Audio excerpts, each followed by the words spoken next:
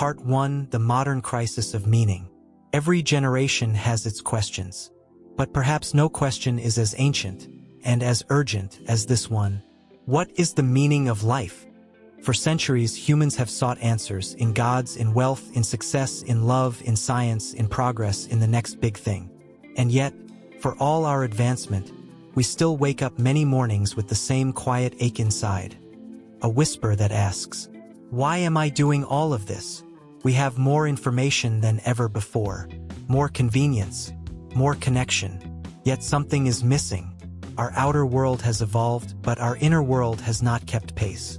We wake up, rush to work, chase deadlines, check notifications, scroll through the lives of others, and call it living. But beneath the noise, many people feel quietly lost. We fill every empty moment with something: music, messages, movement, but silence terrifies us. We've built a world where we can't stand being alone with our own thoughts. Because when the noise fades, we are forced to face the truth that we don't really know what gives our life meaning anymore. We measure success by metrics: money, followers, recognition, but rarely ask, success toward what? In the modern world, people no longer suffer from hunger of the body, but hunger of the soul.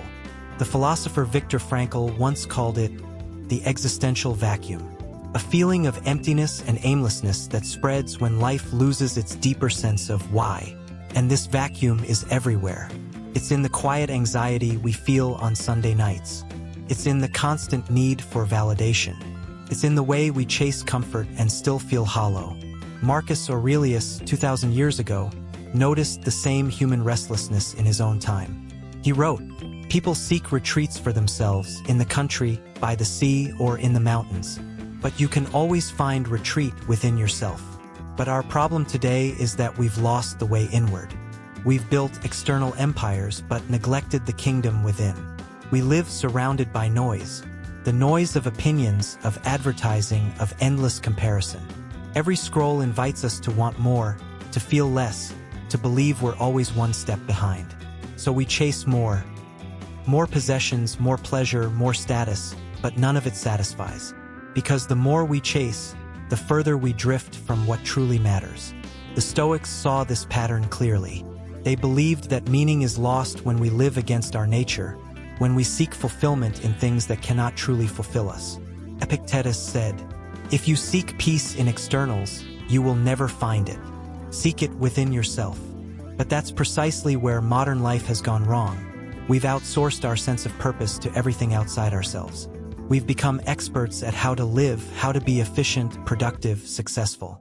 But we've forgotten why. Our schools teach us how to make a living, but not how to live.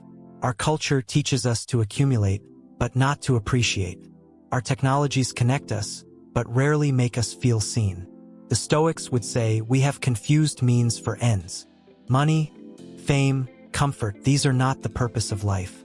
They are tools. But when tools become our masters, we lose sight of the path. Seneca wrote, "When a man does not know to what port he is sailing, no wind is favorable." And that is where most people find themselves today. Adrift, pushed by the winds of circumstance, but with no clear direction. The modern world fears emptiness. We fill every space, every silence, as if stillness itself were dangerous. But the Stoics believed that meaning often begins in the quiet moments, when the noise stops and we finally begin to hear ourselves. They would tell us, "You are not lost.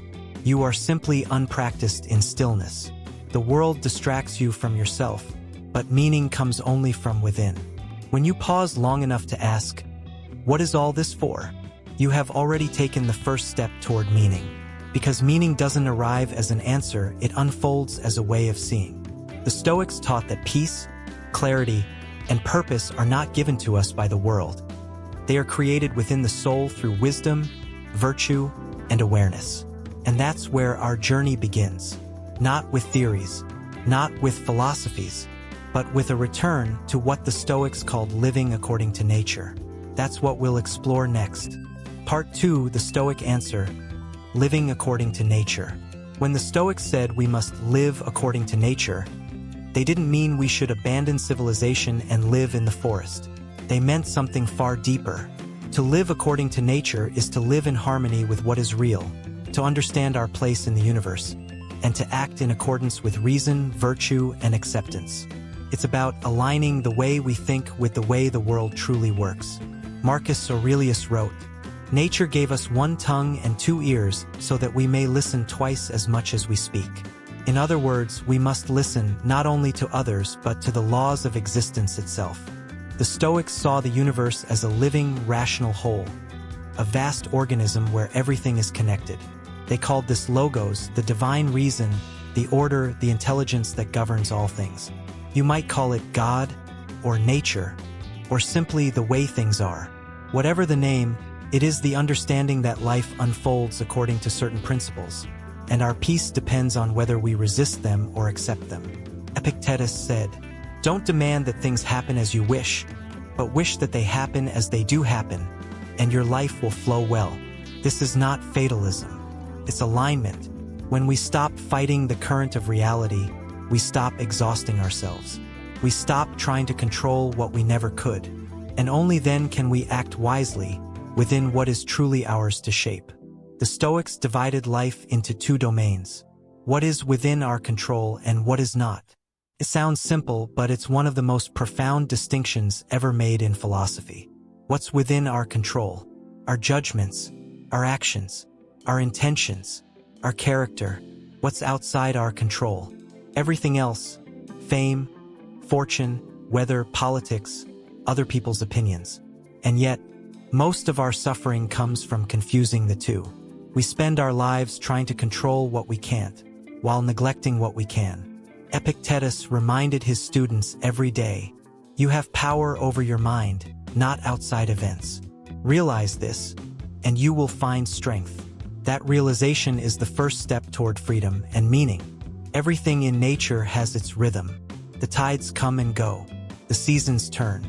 Birth and death are part of the same cycle. But humans, we resist this rhythm. We cling to what must change and grieve what was never meant to last. The Stoics saw this attachment as the root of much suffering. Seneca wrote, "What need is there to weep over parts of life? The whole of it calls for tears." It sounds pessimistic, but it's not. He meant, life's impermanence is not a tragedy. It is its essence. Once you accept that everything is temporary, you stop grasping and start living. To live according to nature is to see life as it is, not as you wish it to be. When you do, you find a deeper peace, not because the world becomes easier, but because you stop demanding it to be different. To the Stoics, the highest part of human nature is reason. Not cold calculation, but the inner light that lets us see clearly. Reason allows us to rise above impulse, to question our desires, to live deliberately rather than reactively. Marcus Aurelius reminded himself daily, "You have power over your mind, not outside events. Realize this, and you will find strength." Reason is not about suppressing emotion, but understanding it. It is about responding to life with awareness, not instinct. When we act with reason, we act with virtue. And for the Stoics, virtue is the true purpose, the meaning of life itself. So what does it mean to live according to nature? It means to live with virtue, to align your actions with wisdom, justice, courage, and self-control. These four virtues were the foundation of Stoic ethics. Wisdom, to know what truly matters. Courage, to do what is right, even when afraid. A justice, to treat others fairly. Self-control, to master your impulses. Together, they form the compass that guides us through the chaos of life. To the Stoics, a meaningful life isn't about pleasure or possession, but about character. As Seneca said, "It is not that we have a short time to live, but that we waste much of it." Living according to nature means living with intention, in harmony with the rational, moral order of the universe. It means seeing yourself as part of something larger, not the center of it. When you align your inner world with the outer order of nature, life begins to make sense. You no longer feel like a stranger in your own existence. You begin to see that even suffering, loss, and failure have their place, that they, too, serve the greater order of things. And in that realization, you find peace. Marcus Aurelius wrote, "The universe is change, Our life is what our thoughts make it. To live according to nature is to live in agreement with change, to accept reality, and to shape yourself into someone worthy of that reality. Part 3: Virtue, Purpose, and Human Connection. For the Stoics, the answer to the question, what is the meaning of life, is surprisingly simple and radically different from what modern society teaches. They believed that virtue is the only true good. Everything else, wealth, fame, comfort, even health, is preferred, but not essential.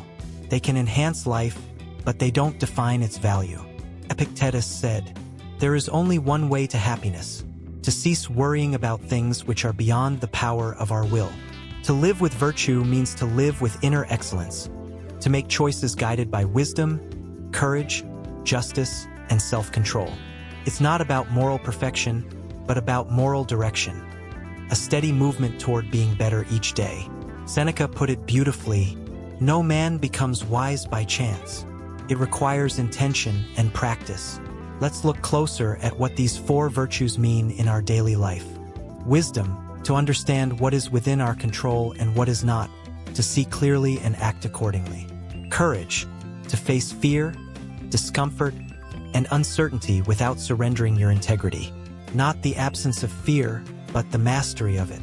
Justice, to treat others fairly and with compassion, to see all human beings as part of the same family of reason. Self-control, to govern your impulses, to remain steady amidst the storms of desire and anger. Together, these virtues form the Stoic path to a life that is both meaningful and peaceful. Because when you live virtuously, you are living in harmony with yourself, with others, and with nature itself. If everything in nature has a purpose, what, then, is the purpose of a human being? The Stoics believed it is to live with reason and cooperation. Marcus Aurelius wrote, "What brings no benefit to the hive brings none to the bee."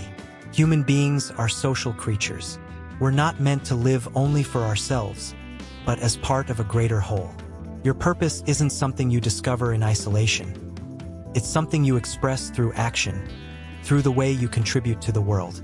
It's not about grand achievements, but about living well moment by moment, fulfilling your nature as a rational, kind, and responsible being. The Stoic purpose is not to escape the world, but to serve it, to make it slightly better through your thoughts, words, and deeds. Marcus Aurelius often reminded himself that we are born to work together, just as hands or feet or eyelids do. He wrote, "We were made for cooperation, like feet, like hands, like rows of upper and lower teeth." That means even when others hurt us, we should remember they are acting out of ignorance, not true evil. To respond with understanding instead of hatred is an act of wisdom.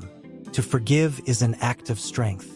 The Stoic sees all humans as fellow travelers in the same storm, each struggling with their own illusions and fears. And that understanding creates compassion without attachment, a love for humanity that does not depend on how others behave. For the Stoics, meaning comes not from what we get, but from what we give. Seneca wrote, "The wise man lives for the sake of duty, not for the sake of reward." When you wake up each day and do what's right, no matter how small, you're fulfilling your purpose. Could be showing kindness to a stranger, doing your work with care, keeping your promises, or simply mastering yourself in a moment of anger. Meaning isn't a treasure you find. It's a way you walk. And each step, if guided by virtue, is a step toward fulfillment. Here lies a paradox. The more you chase purpose, the more it escapes you. Because purpose isn't in the chase. It's in the clarity and calmness of living rightly. When you live with integrity, you already have meaning. When you focus on the good you can do today, the rest takes care of itself. Marcus Aurelius once said, "Waste no more time arguing what a good man should be. Be one." That's the essence of the Stoic path. Meaning is not a concept, it's a practice. It's in every choice to act with reason, to speak with kindness, to endure with dignity. When you begin to see life as the Stoics did, you realize something profound, that everything, even pain, has a place within the great order of existence. That you are part of something infinite, and yet intimately connected to all that is. This vision gives peace, because if all things serve a purpose, then so does your life. And living in harmony with that truth, that is the highest meaning there is. Meaning is not given to us by the world. It is created by the way we live within it. The Stoics remind us, you don't need to search endlessly for purpose. You only need to live with virtue, with wisdom, and with love for what life brings. That's the secret the ancients knew, and the modern world forgets. Part 4: Suffering, Fate, and the Strength of Acceptance. Every human life includes suffering. No philosophy, no wealth, no power can protect us from loss, from illness, from disappointment, from death. But what we can control is how we meet those moments. Seneca wrote, "We suffer more often in imagination than in reality." Most of our pain, he said, comes not from what happens, but from how we interpret it. The Stoics never promised a painless life. They promised a peaceful one. A mind that stays steady even when storms arrive. At the heart of Stoic strength lies a phrase, amor fati, Latin for love of fate. To love fate is not merely to endure it, but to embrace it, to say yes to whatever life brings, because it belongs to you.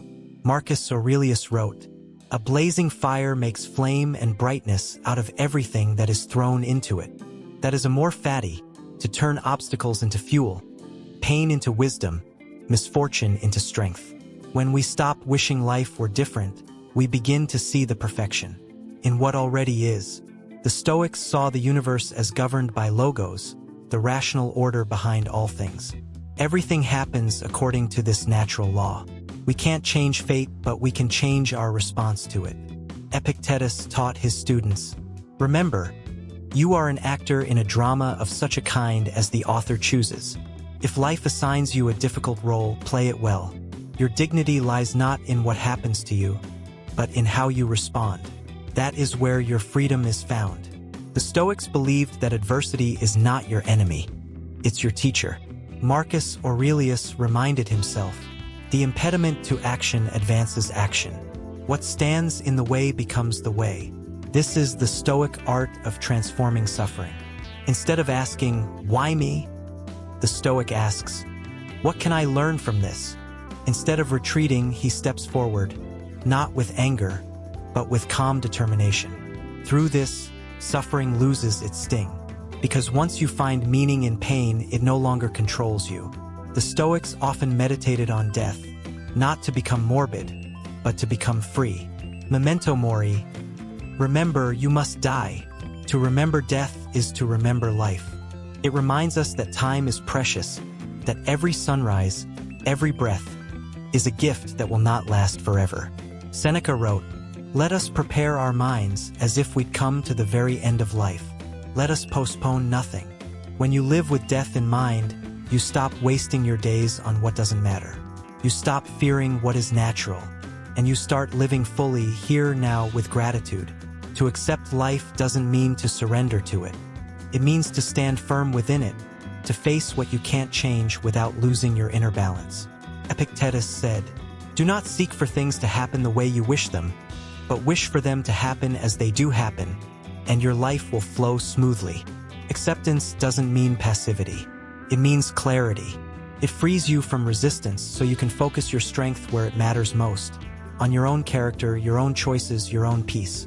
Suffering, when faced with awareness, purifies the soul. It strips away illusions, revealing what truly matters. Marcus Aurelius reflected, "Everything that happens, happens as it should, and if you observe carefully, you will find this to be so." Pain becomes a test, not of how much you can endure, but of how deeply you can understand. The more you accept the reality of pain, the less it can dominate you. The more you open your heart to life as it is, the more resilient and peaceful you become. The Stoic path is not about escaping suffering, it's about transcending it. When you learn to accept what is, to love your fate, and to live with virtue amidst impermanence, you discover something unshakable within you. That still point, that quiet strength, that is freedom. And in that freedom, you find the meaning of existence itself. Part 5. Living the Stoic meaning every day. Philosophy is not something you study in a book. It's something you live. The Stoics never wanted to create abstract systems of thought. They wanted to help us live better, Epictetus once said, "Don't explain your philosophy, embody it. Every choice you make, how you speak to others, how you treat your work, how you face adversity, that is your philosophy." So the question is not, what do you believe? But, how do you live? The Stoic way is built in small, ordinary moments. Holding your temper, listening more than you speak, doing what's right even when no one is watching. Marcus Aurelius reminded himself, "Waste no more time arguing what a good man should be. Be one." Virtue isn't grand or distant. It's humble. It's found in the discipline of showing up, in the quiet strength of integrity, in kindness that asks for nothing in return. Each day gives you 1,000 chances to live your philosophy or to betray it. The mind is where freedom begins. The Stoics practiced daily reflection, writing in journals, questioning their impulses, training the mind as one would train the body. Epictetus told his students, "No man is free who is not master of himself." That mastery doesn't mean suppressing emotion. It means seeing emotion clearly, understanding it, and then choosing your response. When anger arises, breathe. When fear visits, watch it. When desire grows, ask, will this bring peace or disturbance? Over time, this practice makes your inner world calm, no matter what the outer world does. For the Stoics, meaning was never just about you. To live well is to contribute to the greater whole. Marcus Aurelius wrote, "What brings no benefit to the hive brings no benefit to the bee." You are part of humanity, a branch of a larger tree. When you act with kindness, you heal yourself and the world around you. When you seek virtue over vanity, you lift others up too. This is the quiet Stoic truth. We find meaning not in isolation, but in service, in compassion, in being fully human together. The Stoic life is not about chasing the future or clinging to the past. It's about being here in this breath, this moment. Marcus wrote in his journal again and again, "Confine yourself to the present, because the present is all that ever truly exists. Right now is where virtue lives. Right now is where peace can be found. Right now is where meaning begins. When you can rest fully in this moment, you no longer need to search outside yourself. The search ends because you are already home." To live according to Stoicism is to live with clarity, courage, and compassion. It means recognizing that you control little, but that the little you do control makes all the difference. It means turning pain into wisdom, chaos into calm, and existence into gratitude. The Stoics didn't teach us how to escape life. They taught us how to be fully alive, to see every sunrise as a gift, every challenge as a teacher, every breath as a reminder. This moment is enough. Maybe the meaning of life isn't hidden in the stars. Maybe it's found in how you greet the day, how you forgive, how you try again. Maybe the meaning of life isn't something to find, but something to live. As Marcus Aurelius wrote, "The happiness of your life depends upon the quality of your thoughts." So think clearly, act justly, live simply, and remember, every moment you live with virtue is a step closer to peace. This is the Stoic meaning of life, not a mystery to solve, but a way to live. Live wisely, live calmly, live with love.